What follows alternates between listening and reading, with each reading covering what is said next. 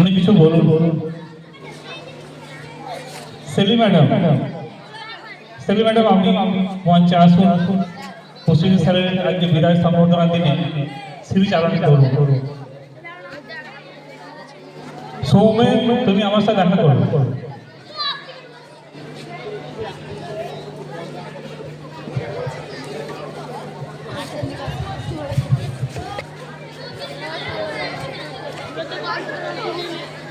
এখানে উপস্থিত সকলকে,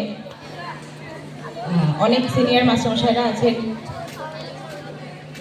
প্রত্যেককে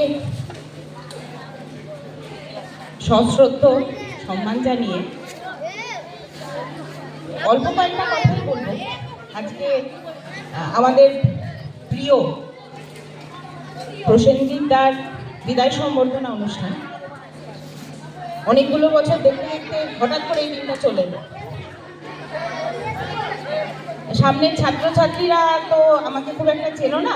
আমি এই স্কুলে 2019 পর্যন্ত এই স্কুলেরই শিক্ষিকা ছিলাম।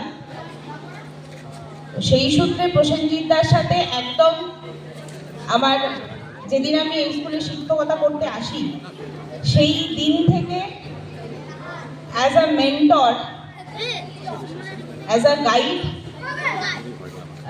প্রসেনজিৎ দাকে আমি পেয়েছিলাম। আমাদের আরেক মাস্টারমশাই আছেন, উনি আজকে আসেননি, গৌতম স্যারের সাথে সাথে।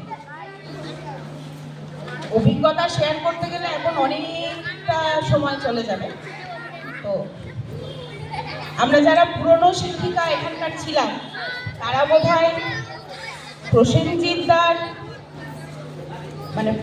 দার গাইডেন্সে আমরা আশা করি প্রত্যেকেই অল্প কিছু শিখেছি, যেটা নিয়ে এখনো আমার তো সেই অভিজ্ঞতা এখনো পর্যন্ত কাজে লাগছে। আশা করব প্রসেনজিৎ দার আজকে বিদায় সম্বর্ধনা অনুষ্ঠান অফিসিয়াল ভাবে হয়ে গেলেও প্রসেনজিৎ দাকে এরকম ভাবেই আমরা প্রত্যেকে পাশে পাবো। আর প্রসেনজিৎ দার মতো এমন একটা মানুষ যে এখনো পর্যন্ত ছাত্রছাত্রী, শিক্ষক শিক্ষিকা প্রত্যেকের সাথে এত সুন্দরভাবে যোগাযোগ রেখে গেছেন, আমরা বোধহয় সেটা বোধহয় আমরা এতটা পেরে উঠি না, বা আগামী দিনেও হয়তো এতটা পেরে উঠবো না। সেইটাও একটা জিনিস যেটা প্রসেনজিৎদার কাছ থেকে অনেক বড় জিনিস, যেটা শেখার।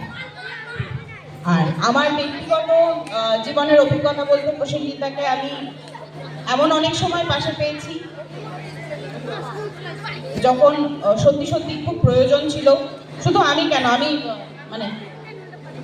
এই সাবুরাদি, রোজিনা, সোমা, আমাদের প্রত্যেকের বোধহয় একই এক্সপিরিয়েন্স। বলতে গেলে ওটাই বলছি যে বলতে গেলে হয়তো অনেকটা সময় পেরিয়ে যাবে, বেশি দীর্ঘায়িত আর করব না। কামনা করব প্রসেনজিৎ দার অবসর জীবন খুব আনন্দের হোক। প্রসেনজিৎ দা যেমন স্কুলে প্রত্যেকের জন্য চিন্তা করে গেছেন, প্রত্যেককে যথাসম্ভব যখন দরকার প্রসেনজিৎ দা হেল্প করে গেছেন, সেই গাইডেন্সটা যেন প্রসেনজিৎ দা আগামী দিনেও দিতে থাকেন। আশা রাখবো প্রসেনজিৎ দা সুস্থ থাকুন, ভালো থাকুন। ধন্যবাদ।